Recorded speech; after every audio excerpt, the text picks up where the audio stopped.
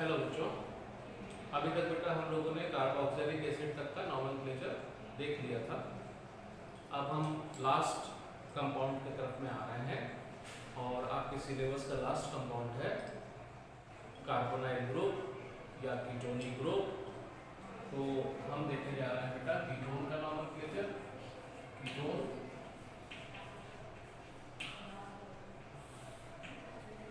इसको carbonyl group भी कहते हैं।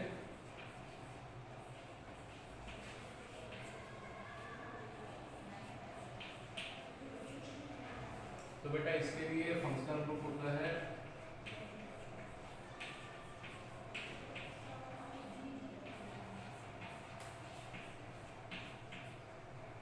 COC। यहाँ पर मेरे पास में CO या फिर इसी को हम ऐसा भी लिखते हैं बेटा C डबल बॉन्ड O और ये सिंगल बॉन्ड यहाँ पर फ्री रहता है। तो यहाँ पर कार्बन की दो वैलेंसी फ्री रहती है बेटा। इसका जनरल फार्मूला होता है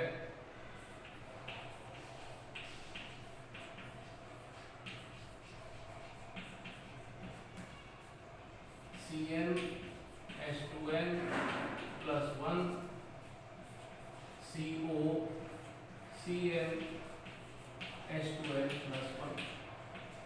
ये जनरल फार्मूला है बेटा। इसको हम ऐसा भी लिखते हैं CnH2n प्लस 1 ट्वाइस CO। इसको हम ऐसा भी लिखते हैं RCO R डैश। अब R और R डैश क्या है बेटा? R and R dash both are alkyl group like CH3, C2H5, C3H7, etc. R and R dash never be hydrogen। दोनों में से कोई भी हाइड्रोजन नहीं होगा। एंड इट मे बी कि R एंड R डैश दोनों सिमिलर हो जाए और इट मे बी दोनों एल्काइल ग्रुप सिमिलर ना हो। फॉर एग्जांपल इसके लिए मैंने लिखा CH3 CO CH3। तो बेटा एक एल्काइल ग्रुप हुआ CH3 और दूसरा एल्काइल ग्रुप भी हुआ CH3। So both the alkyl groups are similar. यहाँ पर मैं लिख सकता हूँ CH3 CO C2H5। यहाँ पर देखो एक एल्काइल ग्रुप हुआ CH3 और दूसरा एल्काइल ग्रुप हुआ C2H5। तो दोनों क्या हो गए? डिफरेंट हो गए। तो सिमिलर भी हो सकते हैं, डिफरेंट भी हो सकते हैं, बट एल्काइल ग्रुप R या R डैश ऐसे नहीं हो सकता। एल्डिहाइड में हमने देखा था कि एक हाइड्रोजन प्रेजेंट होता है, बट कीटोन में हाइड्रोजन प्रेजेंट नहीं होगा। कार्बन के साथ में CO ग्रुप के साथ में हाइड्रोजन कभी भी बॉन्डेड नहीं होगा। इसके लिए जो हम सफिक्स यूज करते हैं बेटा ये होता है ONE, ओन, नॉट वन, है ना, ओन। तो इसको लिखा कैसे जाता है? एल्केन में से आप ई हटाते हैं और ओन जोड़ देते हैं। तो ये हो जाता है एल्केनोन, NONE। प्रोनाउंस किया जाता है एल्केनोन। ए छूट गया है यहाँ पर, एल्केनोन। तो एल्केनोन के नाम से हम इसको नॉमेनक्लेचर में लेते हैं। एंड रिमेंबर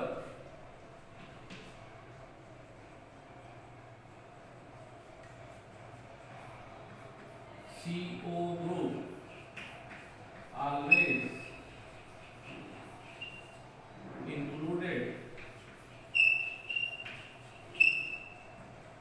in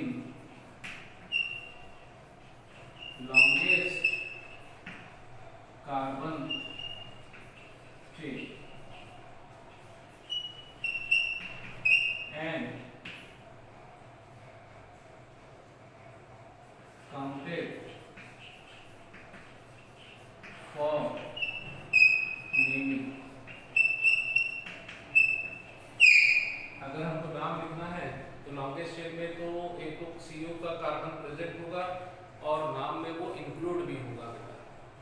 जैसे फॉर एग्जाम्पल है ना, एग्जाम्पल देखें तो समझ में आ जाएगा।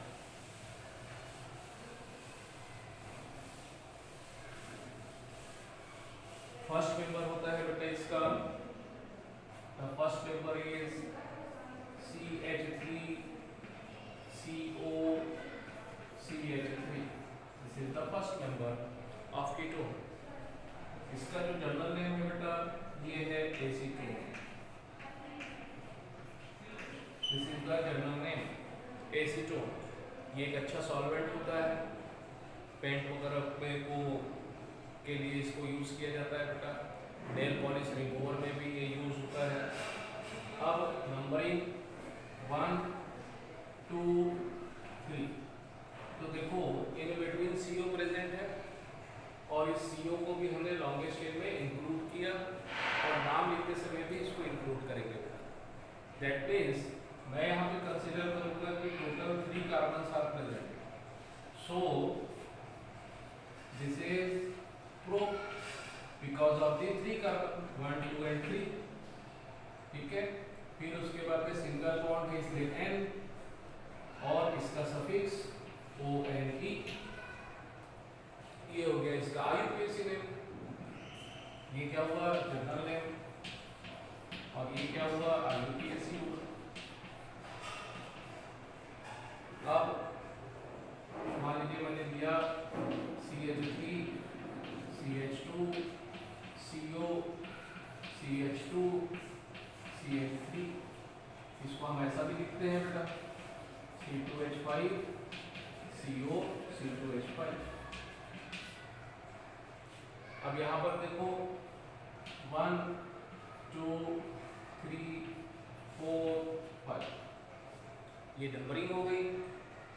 दोनों तरफ इथाइल है तो कॉमन नेम या जनरल नेम लिखेंगे बेटा di ethyl ketone,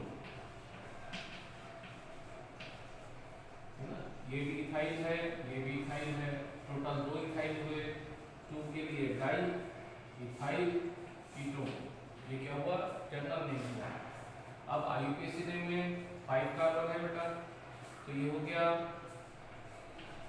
paint, single bond है इसलिए N। अब देखो ध्यान देना कि where is CO, what is the numbering of CO, the numbering of CO is 3, so we write the position of CO, है ना। What is this, this is the position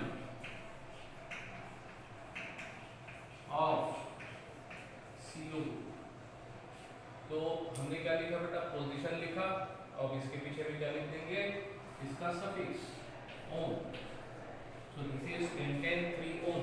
अब ये लिखना क्यों जरूरी है बेटा, इसी का आप नेक्स्ट स्ट्रक्चर देखो CH3 CO CH2 CH2 CH3, total carbon कितने बेटा 1 2 3 4 5, यहाँ पे कितने कार्बन बेटा 5, यहाँ पे भी कितने कार्बन 5। दोनों का मॉलिक्यूलर फार्मूला सेम है ना, क्या है C4, देखो 4 कार्बन है, हाँ सॉरी 5 कार्बन 4 कार्बन है 1 2 3 4, है ना। यहाँ पे 2 कार्बन, यहाँ पे 2 कार्बन, 4 कार्बन इधर पर है, और C4H10 है 3 to 5 10, और फिर ये क्या हो गया CO,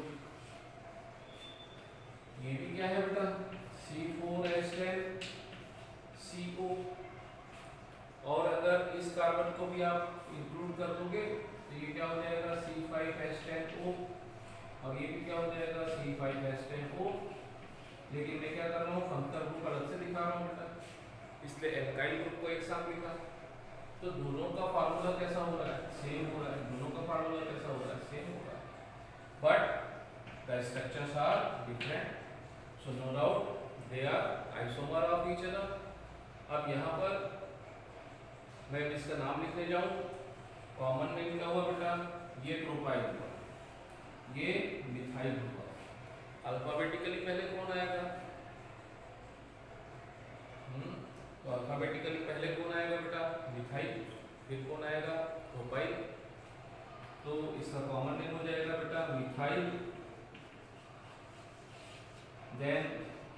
propyl then ketone. Correct है। अब इसका आईयूपीएसी नेम 5 कार्बन है, paint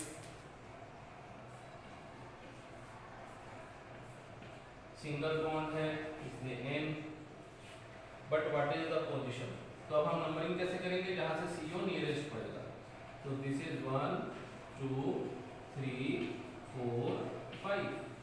so what is the position of CO बेटा, the position of CO is second, so we can write pent two own.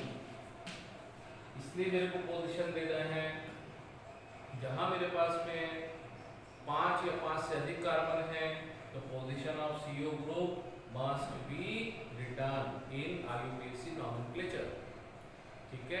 एक और एग्जांपल देखो, अब अगर 4 कार्बन है तो मेरे को जरूरत पड़ेगी क्या, तो बेटा कभी भी मेरे को जरूरत नहीं पड़ेगी पोजीशन लिखने की। अब इस स्ट्रक्चर को मैं ऐसा लिखूं या फिर ऐसा लिखूं, both the structure are same, both the structure are similar, they are not the isomer, है ना। दोनों की स्ट्रक्चर कैसे हैं, सेम है। क्यों सेम है बेटा, यहाँ से नंबरिंग करूंगा क्योंकि नियरेस्ट पड़ रहा है 1 2 3 4। यहाँ से नंबरिंग करूंगा बेटा क्योंकि CO नियरेस्ट है 1 2 3 एंड 4। तो दोनों में CO का पोजीशन क्या है बेटा, सेकंड पोजीशन। तो दोनों का नेम भी क्या होगा, सिमिलर होगा। पहले जनरल नेम दोनों के लिए इथाइल पहले आएगा बेटा, 2 कार्बन है इसलिए इथाइल। फिर इधर पे क्या लिखा हुआ है, मिथाइल और कीटोन। ये क्या हुआ, जनरल नेम हुआ। अब आईयूपीएसी नेम करने के लिए टोटल कितने कार्बन हो गए बेटा, 4। तो ब्यूट सिंगल बॉन्ड है इसलिए N और सफिक्स हो गया ओन। तो butanone is the IUPAC name. So यहाँ पर आपको क्या देखना है कीटोन में कि CO ग्रुप को आपको चेन में ऐड करना है, उसके पोजीशन को भी लिखना है, सफिक्स ओन यूज करना है। कॉमन नेम लिखने के लिए एल्काइल के पीछे में कीटोन लिखना है बेटा। जैसे हमने यहाँ पर देखा कि दोनों तरफ में डाई इथाइल कीटोन है, यहाँ के लिए मैं डाई इथाइल कीटोन नहीं लिखूंगा क्योंकि इसका कॉमन नेम एसीटोन है बेटा। ठीक है, यहाँ पर पहले मिथाइल फिर प्रोपाइल और उसके पीछे में कीटोन। आईयूपीएसी में 5 carbon, pent, position of CO 2 and suffix one. यहाँ पर 5 carbon, pent, position of CO 3 then suffix one. वही चीज मैंने यहाँ पर भी किया बेटा। सो ये आपका कीटोन का आईयूपीएसी नॉमेनक्लेचर है बेटा। तो ये हमारा नॉमेनक्लेचर का पोर्शन एक बार फिनिश हो गया है।